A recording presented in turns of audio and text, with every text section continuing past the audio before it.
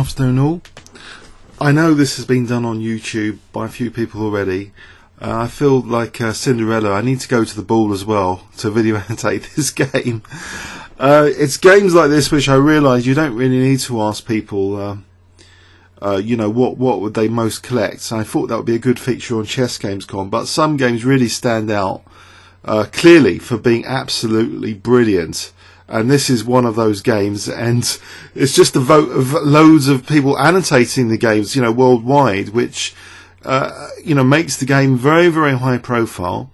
Combine that with Levon Aronian being in the lead now in the Tata still, the highest profile tournament being played on the planet at the moment, and against a 2-7-1-4 opponent, Giri, who in a previous Tata still managed to beat Magnus Carlsen in a spectacular game, which we'd also covered on this channel. So I feel it's a logical thing to do, even though it's being video annotated by a lot of people. I apologise. I hope there's something I can bring to the table, some original variations, some wacky insights, whatever. I hope I can bring something to the table with this game. Okay. D4 from Giri. Okay, Levon plays D5, yawn, no King's Engine, no Bronstein influence, more classical Smyslov, we're talking Botvinnik Smyslov style of chess, solid, you know, make the opponent work hard for any advantage out of the opening. But are we in for some excitement instead of the Slav defence? Because the Slav defence doesn't hem in the bishop, so that would be an issue solved, because some people consider this the new Queen's Gambit declined. Don't play E6, hemming in your bishop, but play the Slav instead. I always consider Aronian, when I think of Aronian, I think dull, I think boring, solid, but actually he's changing my perception of him. When he came to the London Classic, he seemed a really, really nice guy, great sense of humour. In the commentary room, fantastically witty comments, you know, like in the Tarash with H6, he says now the onus is on White to have to win, you know, the pressure to White to have to win the position after H6. When he was commentating that day, when I saw him with the Short versus Adams game, Adams was White against Short. Brilliant sense of humour. I have respect for the guy now. He's not just solid and boring. He's got a great, you know, he's a great guy. Okay. And also, apparently, he's played with Andrew Stone, who's in the Hearts League, on Exchange Chess. So, anyway, enough of fan comments. So, E6, okay, a bit controversial then, hemming in the bishop. And, okay, I know with such a level of detail of my annotation so far, you know this video is going to drag on and on. I'm sorry. Knight C3. Okay, now here a waiting move. You'd usually expect Knight F6, but no, something really, really exciting instead. A really exciting waiting move. Clearly inspired by my Bishop E7s in the French defence. Levon's clearly been spying on this channel and nicking this waiting move from a different opening as well. The French defence, Tarash, Bishop E7 is a key waiting move to try and encourage White to move the knight. Because then some things are ruled out. The bishop's, you know, ruled out, can't go naturally to G5 on like it would have on Knight F6. Of course White doesn't want to hem in the bishop. Come on, that's too passive. So basically Bishop E7, this is, we saw this in the Kasparov-Karpov matches, the exhibition matches, the most recent ones. This was popular between those two guys, those two old kings of the game, Bishop E7. And there was something nostalgic actually about celebrating the Queen's Gambit declined. So because they had endless Queen's Gambit declines in some of their, you know, earlier matches. But anyway, moving along swiftly. So Knight F3. Aha! Success for Black, prompting Knight F3. Okay. Knight F6. And now it's okay, it's interesting if Bishop G5 here. I don't know if Black's got a viable option of D takes in a sort of gambit, but actually a popular trendy move, I think Magnus has set this off. In fact, I'm not even sure about Knight F3, but I think Magnus often plays Bishop F4 in this sort of position, and after castles, okay, White played now E3. So, what do we say about Giri? You know, is he sort of playing a London system, dreaded London system with C4 and Knight C3? So it's solid, bishop's pointing at c7, maybe it can be tucked away later. Okay, maybe. It's seemingly solid. And black could, play a seemingly Slavian solid move like c6, but no, we're in for something very exciting now. A very exciting knight move instead of c6. Knight Bd7. Okay, so there's some tension. Will this pawn go here or here? It's a mystery. It's suspense. But also the knight is potentially supporting. D takes a knight b6, supporting the pawn. And DC, you might not think, is that materialism actually? D takes C on the cards, if it is on the cards. Actually, it removes that pawn, which could be useful for this diagonal later. If that bishop ever came strong on that diagonal, it's better if there isn't a pawn on d5. Something to bear in mind anyway. Knight d7 also, you might consider, well, maybe rook e8, bishop f8, or even knight f8 to g6. Sometimes that happens. Okay, bishop e2.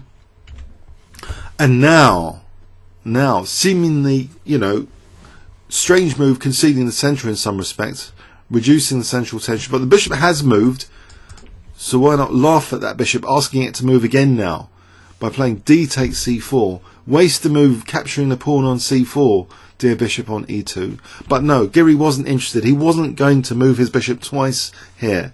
Would something really horrible happen if he did recapture this pawn?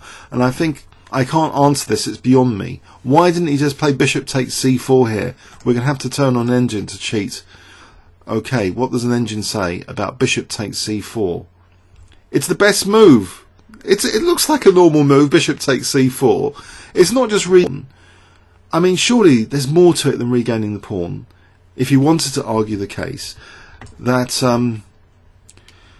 you get control of d3, for instance, bishop takes c4. You could maybe put the bishop back on d3, put the bishop c2 and queen d3 later, and then mate on h7. If Levon is playing bullet chess and is drunk, etc., that might happen against him. But he's not. No, this is unfortunately a FIDE time control, and he's leading the tournament. So no little tactical blunders, I think, from Levon in this tournament, and no one's beaten him, in fact. So, but still, bishop takes c4, I can't see what's wrong with it. Instead, White played a very daring temporary pawn sack, or was it a permanent pawn sack, by castling? Because now, actually, black can afford simply to protect the c4 pawn. And you might think, this is really pedantic. What is black set up about here?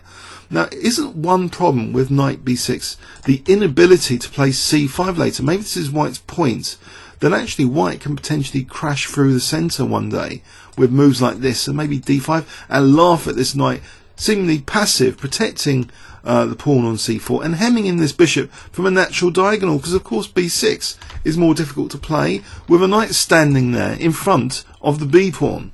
So, okay, knight b6, is it pedantic? Is it genius? Well, it depends who's playing it. If it's Levon, you can assume it's genius, okay, and not just a beginner's move.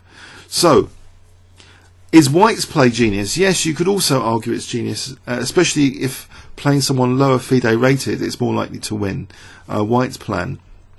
Okay, and we could call this an instructive gambit. If White smashed black, we could later describe it as an instructive game and a fantastic temporary pawn sacrifice. But anyway, queen c2, and now actually, okay, now White hasn't taken the time to create a pigeonhole retreat for that bishop. And you might think, well, why not, in fact? Why can't White in this position? Let's ask the question. Why can't White just play h3 here? Is that such a terrible move? Well, possibly, actually, knight or bishop d6, not to give it a chance to tuck away neatly. And apparently it's about equal anyway. h3 might have been a move. But no, we get queen c2, which actually invites black. If black wants, black can go for that dark square bishop. And he does. He plays knight h5. And he's threatening to double the pawns, of course. So the bishop moves to e5, funny enough. And this is a tactical move, because it's been noted.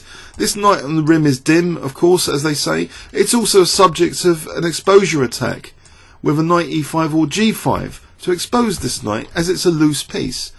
And knowing it's a loose piece, Levon plays a seemingly, computer-like move, which statistically loses tons of games with black. Any move of the f-pawn is, of course, against the FIDE handbook, because you're weakening your king and you'll get slaughtered usually on this diagonal. And not only that, sometimes you weaken e6, but if we look at this particular position and some of its finesses, the diagonal is of no significance here, especially with white having, with black rather, having a pawn on c4 supported by the knight on b6. The diagonal is not such an issue to play f6 or f5. There's no frontal attack issues on e6. It's fairly closed. So this next move, although looking a bit weird, it's probably quite justified. f6. Okay, and white now springs into action with this next move, not being content with bishop g3, which, I don't know, technically, does anyone want to know the engine evaluation here on bishop g3? I would suspect it's about equal. It doesn't seem as though something major has happened here. It's about equal, okay? But white actually played knight g5. Okay, so what a strange game so far from a Queen's Gambit declined. White's playing this kind of dynamic gambit, and black's reacting with seemingly materialistic and computer-like moves that you'd expect, say, deeper forts to play, deeper blue. So blue, it's well, really blue. So anyway, knight g5, okay, seemingly punishing black to have a horrible pawn structure. But what do we know about double pawns? Especially like this. Where have we seen double pawns like this before? After f takes g5, bishop takes h5. We've seen these double pawns used by Fischer against Spassky. World Championship match 1972. Classic game. In that game there wasn't the bishop on h5 though, and Fischer played like this later, had pressure on e4 and the kingside, Benoni, different opening totally, but it's not unheard of in Grandmaster games to have the pawns like this doubled. Just because something looks ugly, what is the dynamic compensation, we must ask? The f-file pressure. Naughty things can happen on the f-file. Exchange sacrifices can happen on the f-file. And yes, positional exchange sacrifices don't need you to calculate fully all the consequences. You can, use them to underline or emphasize positional trump cards. Except, what is there to emphasize in this position? Nothing yet. But something amazing is about to happen in this position. Apart from that exciting f-file, what else is active in black's position? Let's rule things out. Not this. And the rooks are not talking to each other. They had an argument last night. They're not on speaking terms. The knight's just still protecting that pawn, but maybe can be used for knight d5. Okay. These guys not particularly active. This guy, even worse. Blocked in by his own pawn. How inconsiderate. But he can crawl out. Okay.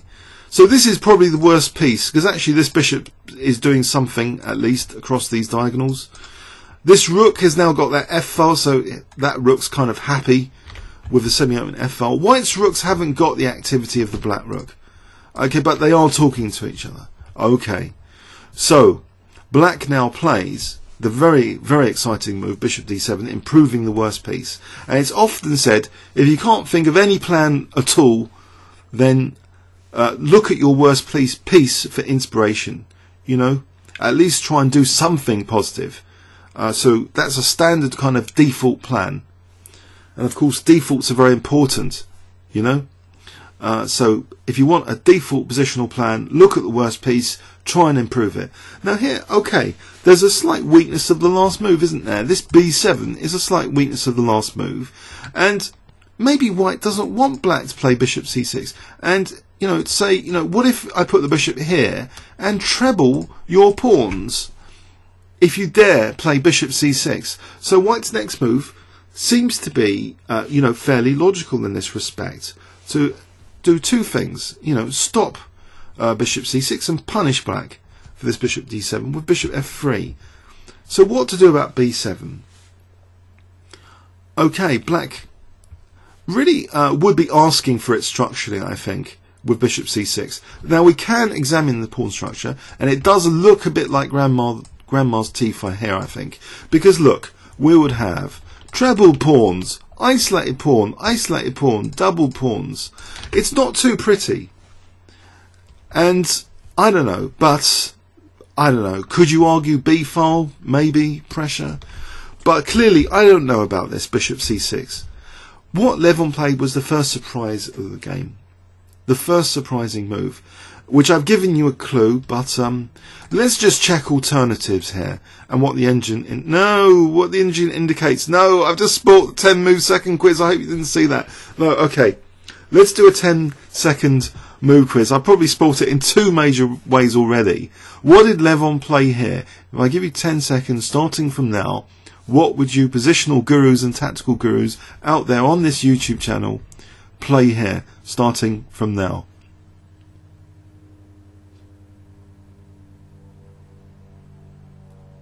Okay.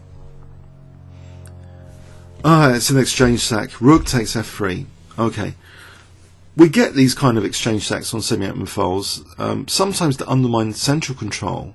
Now here you might think, well, hang on, d4 is kind of reinforced. It can't be about d4. And it can't surely be about this diagonal, because you might think, well, bishop c6, e4. So what on earth is it about, in fact, this exchange sacrifice? Well, it does kind of weaken the king's safety. There might be f-file pressure in the future. Does it also emphasize that White's intention of this gambit is put a spanner is put in the works, because there's different issues now, and so this extra pawn really is an extra pawn now. But not only that, I think the main thing is this bishop, does have the ability to improve itself, and if it prompts e4, that's further concessions. Maybe f4 is weakened, maybe d4 is weakened. But I find this even more surprising than the exchange sack now, in many respects. So I'm going to say this is a quiet move. Can you guess it if I give you 10 seconds starting from now? I know a lot of you have already seen this game, so that's why it's better to get this video out earlier than later, before everyone's seen the game, rendering these quizzes rather pointless. Okay, so the next move was not actually bishop c6. But are we skipping too quickly? Hold on a sec. Wasn't there an option with bishop c6? Was that as ugly as it looked and as bad as it looked? Actually, it's the second move, but it gives White actually an advantage, bishop c6. But how, you might ask, the cynical of you. b3 even, offering a pawn here, b3, and if you take, queen takes or a takes easier. And okay, we're starting to get some evidence gathered here that actually this rook might be good on the a file. So say knight d5.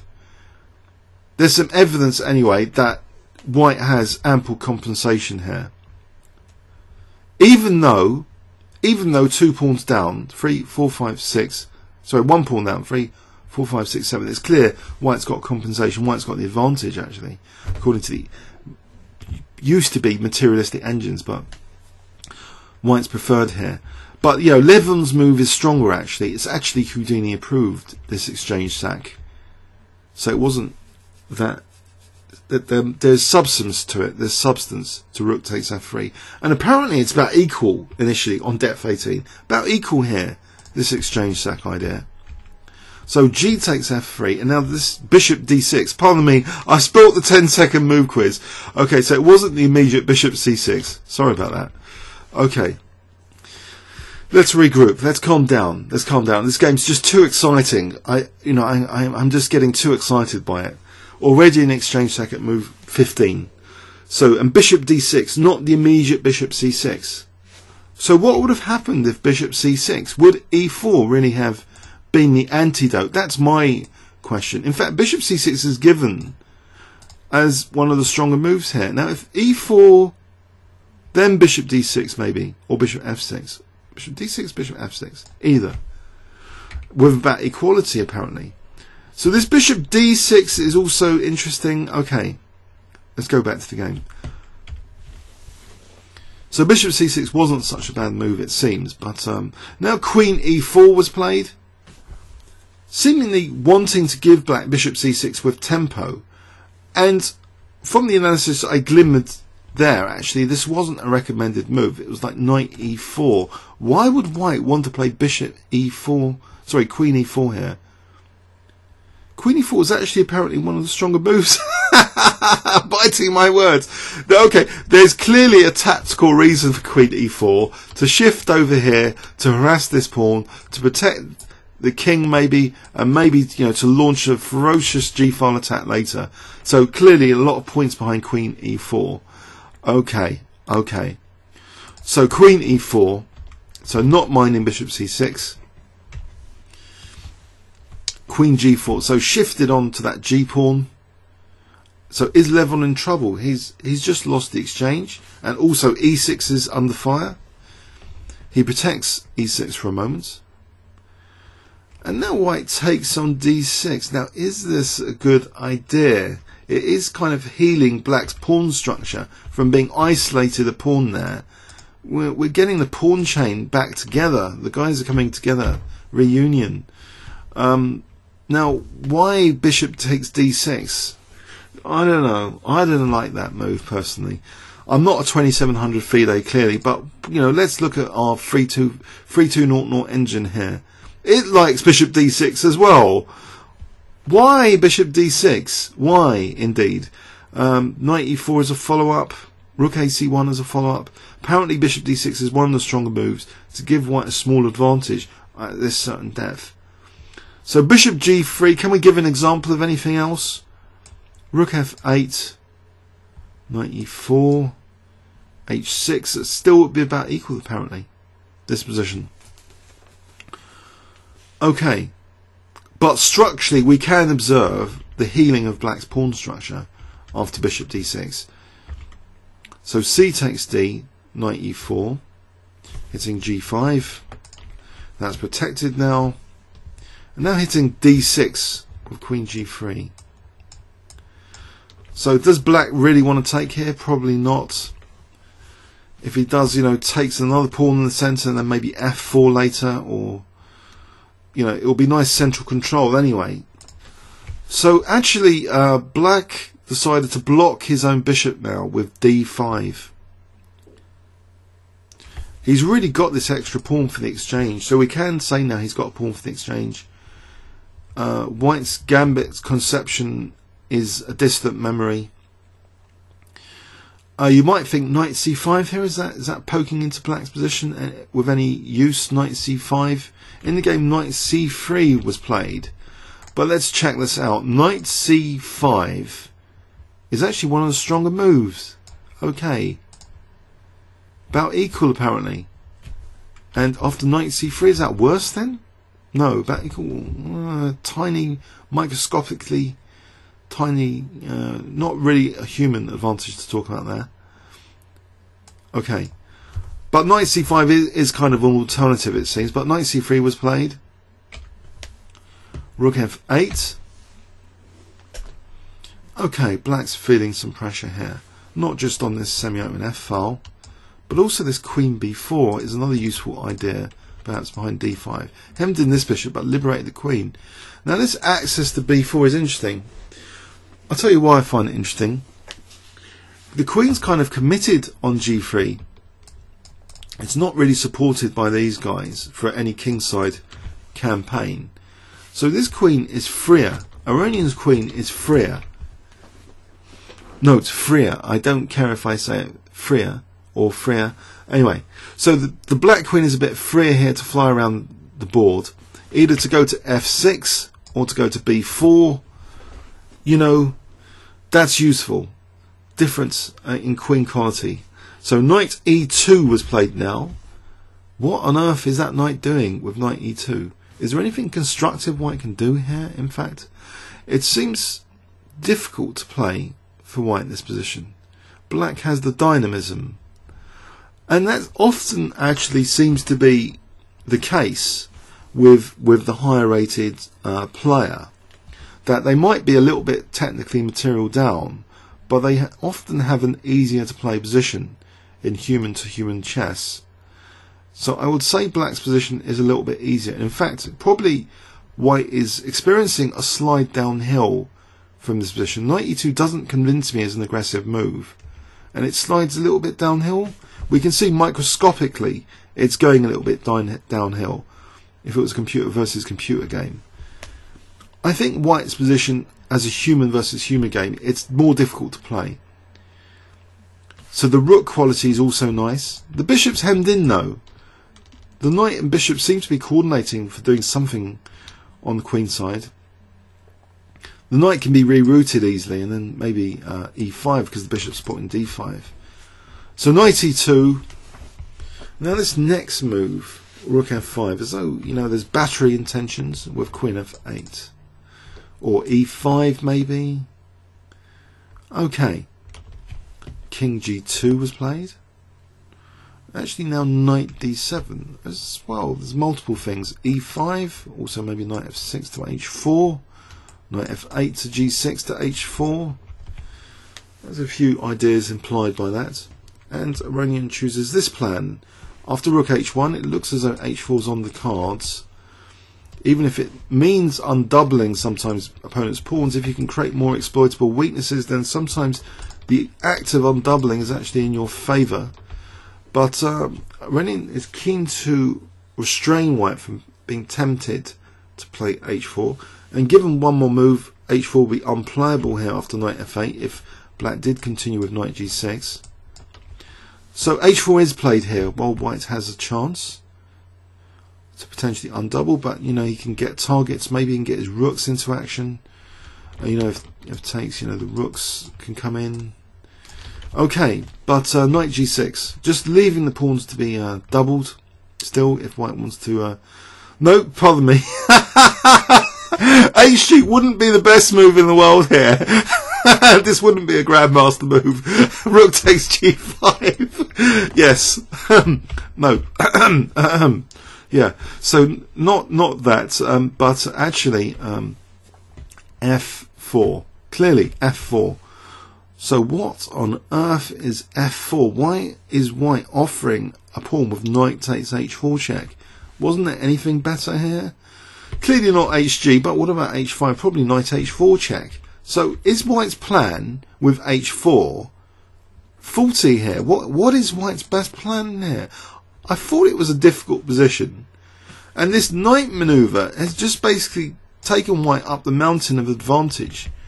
Why is it, sorry, taken Black up the mountain of advantage to 0.45? White's been sliding with all his moves. Rook h1 sliding down, because now knight f8 is powerful. But why would, say, a move like rook a e1 have any bearing on this knight maneuver? That's an interesting theoretical question, which I'm sure no other channel will be boring enough to investigate. So knight f8. Now rook g1. No, I'm not expecting this. Knight g6. f4. Okay, maybe there is something really subtle about rook e1. This e-file, if ever maybe g takes, the e-file might be useful. I don't know. It seems better for Black after knight h4 anyway. So White was going downhill here. So actually, I'm going to have to retract my words. Then actually, it wasn't just the queen quality or the rook quality in Black's favour for the exchange sack. It's the knight's quality. This knight has got this beautiful, beautiful h4 square here as compensation for the exchange. Now, is that deep evaluation or what? If you had calculated to this position, would you really think, my advantage after the positional exchange sack for a pawn will increase because clearly I have this knight maneuver to h4 supported by my foremost double pawn here, my g5 pawn. So anyway, knight d7 is increasing black's advantage ruthlessly, this knight manoeuvre.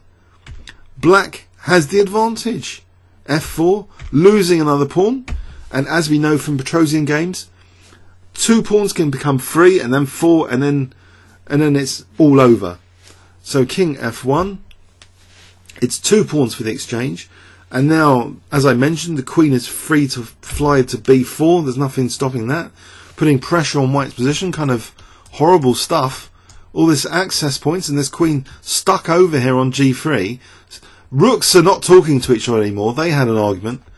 Now the king's interrupting them. So communication broken. Okay, so rook b1. And now the bishop improves itself. What is going on here? That everything can improve itself. Maybe that should be a new expression in chess, where every one of your pieces can improve themselves, but the opponents can't. Good career prospects for everyone, or something? I don't know. The bishop's now got a career prospect for g6 or h5.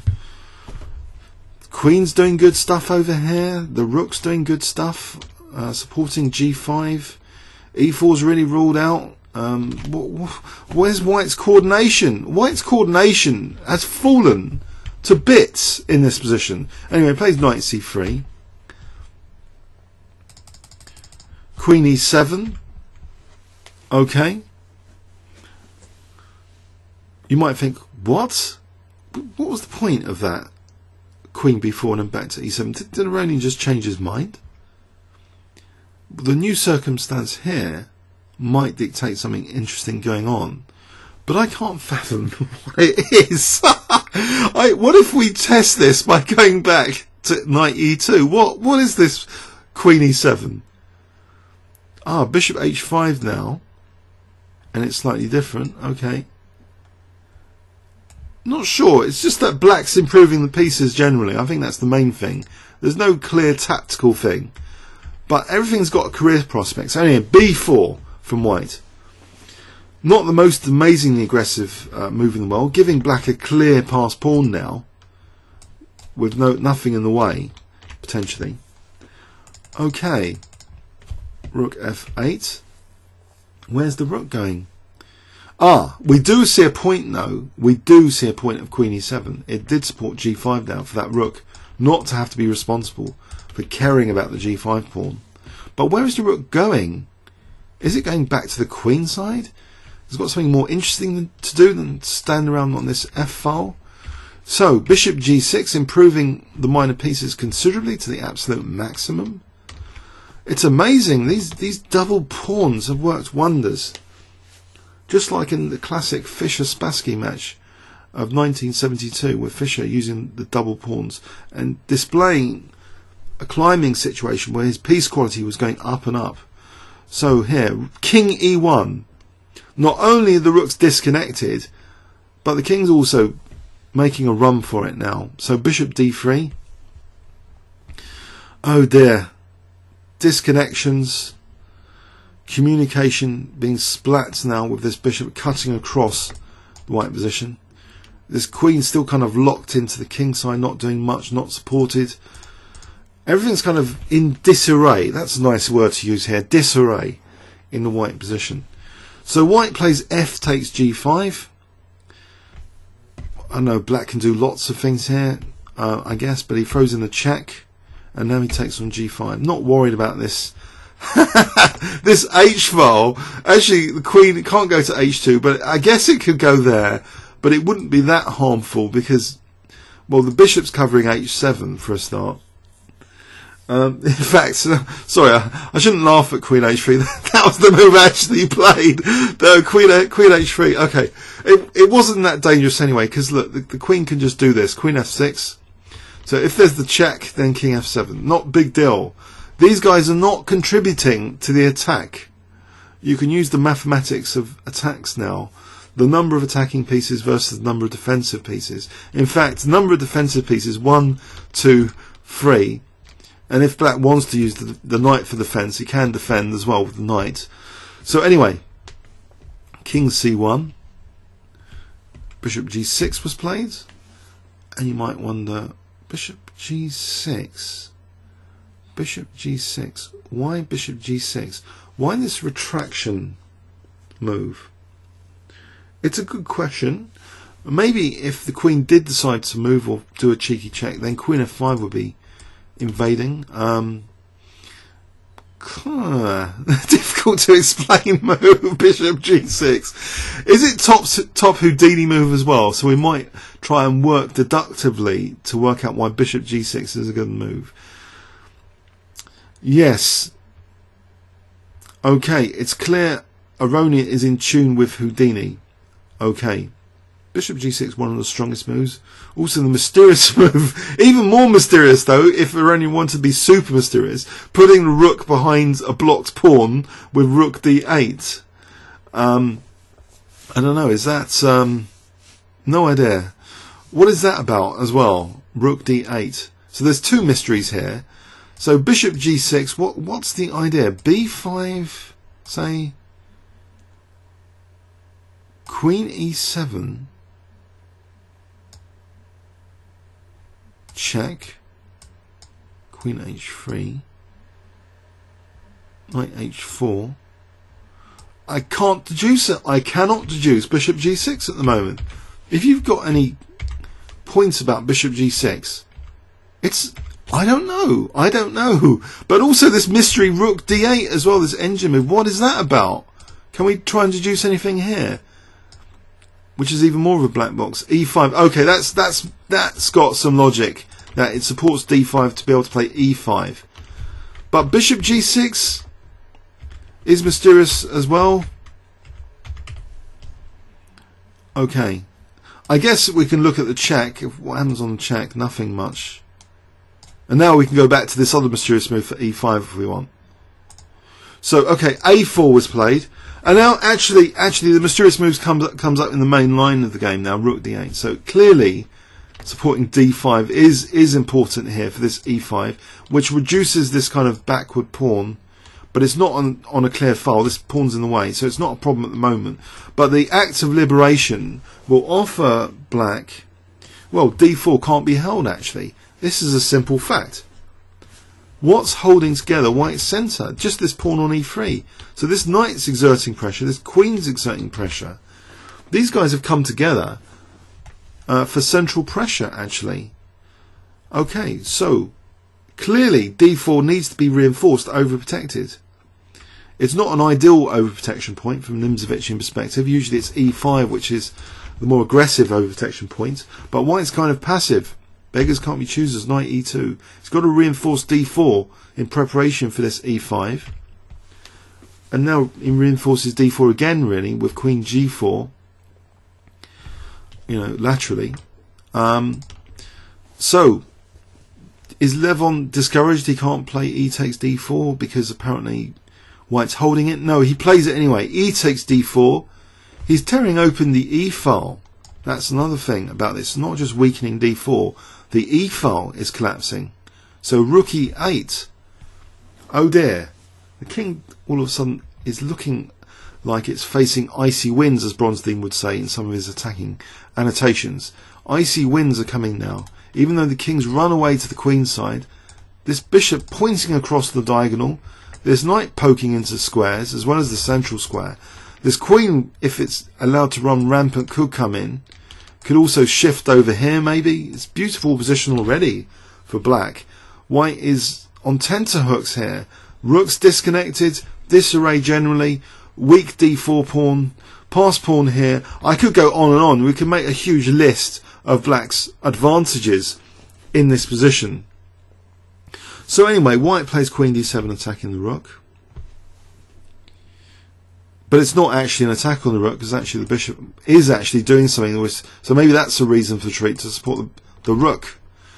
Doesn't have to be moved. And now black plays actually using his pass pawn c3.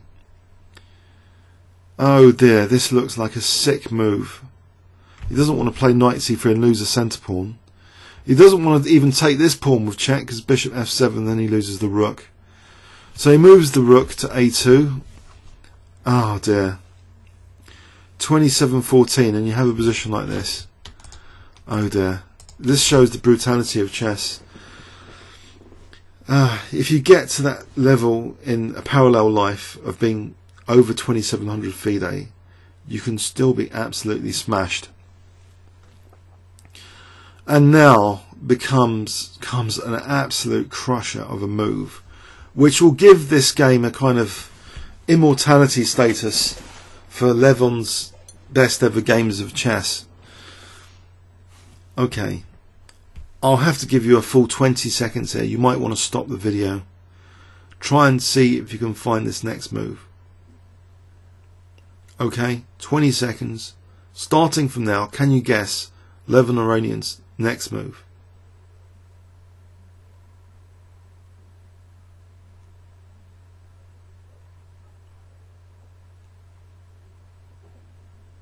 Okay, it's a stunner. It's what got everyone talking about this game. It's what's going to put this game into loads and loads of game collections. It's going to be one of Levon Aronian's immortal games played, at least this year anyway. So, Knight E1. What a move. Drag and drop tactic. We're in the age of Windows and drag and drop. This is kind of, should be called maybe a drag and drop tactic. Or a decoy if you want to use conventional terminology. Decoy for the rook.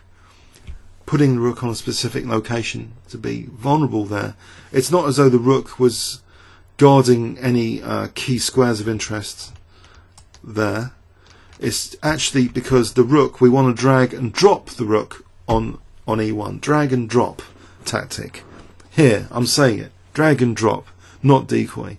You can use the two interchangeably. So if you want to distinguish between decoys and deflections, the decoy is more of a drag and drop. The deflection is when the piece was having access to critical defensive squares. But we want the rook purposely on E1. And now another vicious tactic. Ouch. 20 seconds starting from here. Can you spot this one? This is more turn on your docking computers, guys. Forcing move here. 20 seconds starting from now.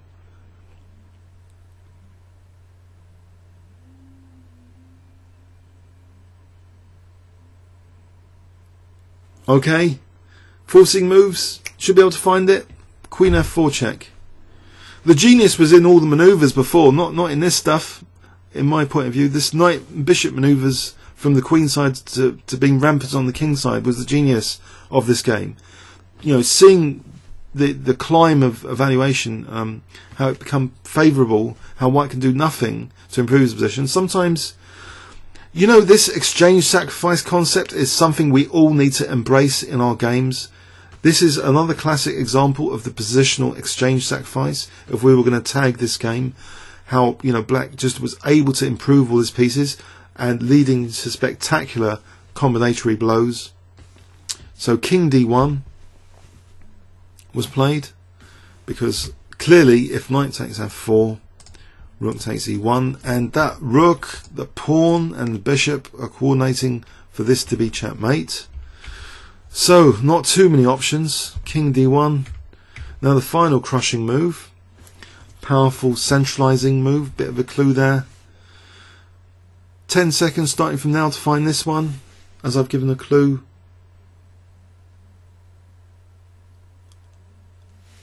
Okay, Queen D1. Now, can white defend this? Principal threat. Well, what is the principal threat? There looks to be a threat of Queen B1 check, and if knight C1, then we can go back to this mating net theme with Queen takes C1, King takes, Rook takes. Let's just demonstrate that.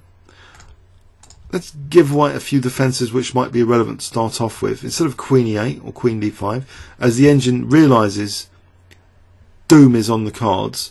So A5.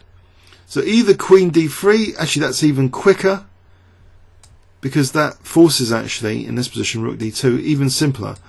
But the longer mate, which some of you might find if you want to use the other mating pattern, there's also Queen B1. So this is the one I just mentioned.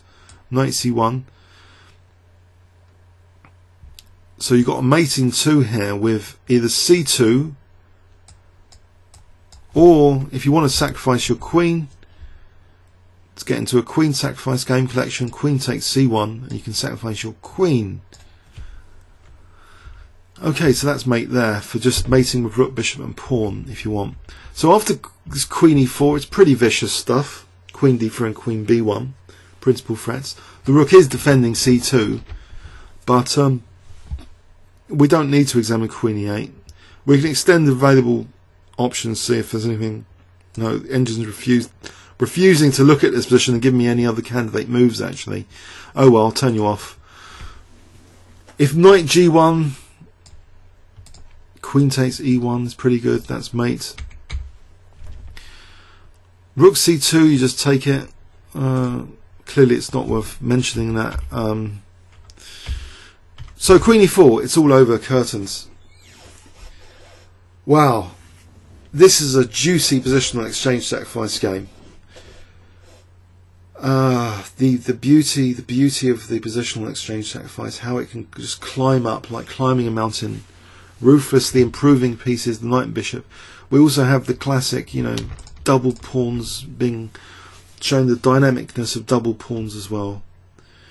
So let's overview and summary this amazing game. From humble beginnings, it has to be said, from White sacking a pawn, it seemed White was going to play the exciting dynamic game. The illusion shattered now after knight h5, and this strange continuation, giving Black seemingly a horrid pawn structure. But the pawn structure is soon to be sealed, starting with this exchange sacrifice. Black's pawn structure is healed now, rather than sealed. Did I say sealed? I meant healed. And we have basically a situation, if we look at this without knowing the history of the game, we have a situation. Black has an extra pawn for the exchange. 3, 4, 5, 6, 7 versus 3, 4, 5, 6, 7, 8. All the pawns intact. But these pieces are about to have career paths, all of them. The knight over here, the bishop over here, the king's going to have to run for its life over here. The rooks are not going to speak to each other pretty soon. They're about to have an argument. So this is just before the scene of the climbing. This is in front of the mountain, looking upwards. Black's climbing the mountain now, improving all his pieces. Rook f8. The rook guards g5, just in case. Just in case White wanted to have some scope for his rooks. Hg, nope, it's not on the cards, because that would pin the queen to the king. Winning another pawn. Now White probably thought, no, this is not really going my way. The king's having to make a run for it. It's now materially even nothing to write home about. 2 pawns to the exchange. The pieces are still improving themselves. We've even got a passed pawn now after White's b4. Maybe, you know, White didn't want to keep giving Black the option of queen b4. I don't know, maybe that was the point of this b4 plan. But so the king making a run for it. It's not really finding safety. In fact, now we come to this crushing liberation with e5, supported by this quiet move, rook d8, which was once a mystery in a side variation of analysis. Is actually a move Levon uses just to support the idea of e5, because the knight was standing guard of the centre against d5, putting pressure on that d5. So rook d8 supporting d5 for the liberating e5, which crumbles White's centre, opens the e file, and the White king finds onslaught now spectacularly, because this starts to form part of a dangerous mating net being woven around the White king. So the spectacular combinatory blow, which follows logically from tactics, Alekhine would be proud. The master has the combination of positional play and tactics. That's when you can say you've mastered the game. Nothing to do with your local federation rating. It's to do with being a chess assassin, mastering positional play and tactics, coming together to create beautiful games. You should be able to get a high rating as a side effect of that, but being able to play beautiful games with this mastery is really the key thing we should all search for. We shouldn't be in pain after a loss. We should be trying to master the game of evolution, and this is a product of evolution, this game. Aronian's the most dangerous shark in the sea, it seems at the moment, maybe even more dangerous than Coulson. This was absolutely brilliant, knight e1. Drag and drop tactic. I know it looks like a simple move now. If you've got this position, a lot of people will find it in the puzzle book. Queen f4. It's all the prelude to getting such a mighty position. So king d1, of course it can't be taken because of that mate. Now queen e4, no defence. So chess meets art, and we have one of the strongest grandmasters in the world now, Aronian, who might be the one to first break Kasparov's rating record on the FIDE scale, maybe even before Magnus Carlsen. Comments or questions on YouTube? Thanks very much. And saved by the bell.